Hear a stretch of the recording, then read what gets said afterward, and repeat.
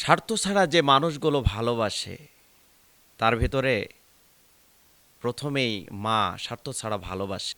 অনেক সময় সেই মা রাগান্বিত হয়ে প্রহার করে, বেতের আঘাত করে, অনেক সময় বকা দেয়। কিন্তু ওই মায়ের প্রতি আমাদের মাঝে মাঝে রাগ হলেও প্রকৃত ভালোবাসা কিন্তু মায়ের কাছ থেকেই আসে। ২ নম্বরে প্রকৃত ভালোবাসে বাবা। অনেক সময় রাগান্বিত হয়, অনেক সময় বেতের আঘাত করে।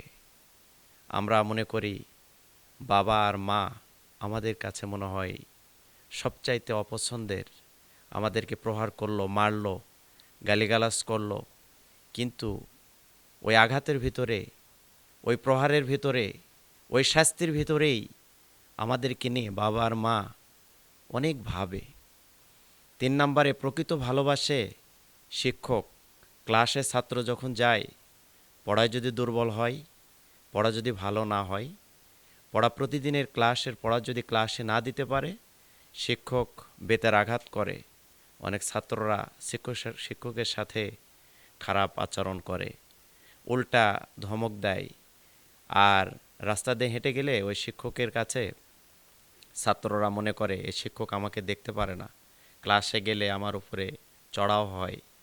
দিন শেষে দেখা যাবে মা আমার উপরে ধমক দিয়েছে, কষ্ট দিয়েছে, কিন্তু ওই মা আমার সফলতার জন্য সবচাইতে বেশি চিন্তা করে। যেই বাবা পরিশ্রম করে কষ্টের টাকা দিয়ে আমাদেরকে লালন পালন করে, ফর্ম ফিল আপ করার টাকা দেয়, ক্লাসে ভর্তি হওয়ার জন্য স্কুলে, কলেজে, ইউনিভার্সিটিতে অ্যাডমিশনের টাকা দেয়, ওই বাবা মা ধমকের ভিতরে আমাদের সফলতা নির্ভর করছে। আর শিক্ষক কখনো একটা ছাত্রর খারাপ চায় না।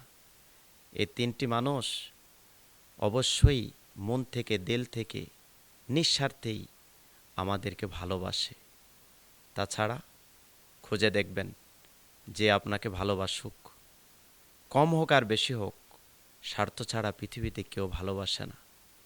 কিন্তু সত্যিকারই আমরা তাদেরকে ভুল বুঝি যারা সত্যি আমাদেরকে ভালোবাসে। এজন্য বলবো, মা যদি আঘাত করে, বকাবকি করে, রাগান্বিত হয়, তাহলে বুঝতে হবে যে ওইটার ভিতরে আমার প্রকৃত সফলতা আছে, কল্যাণ আছে।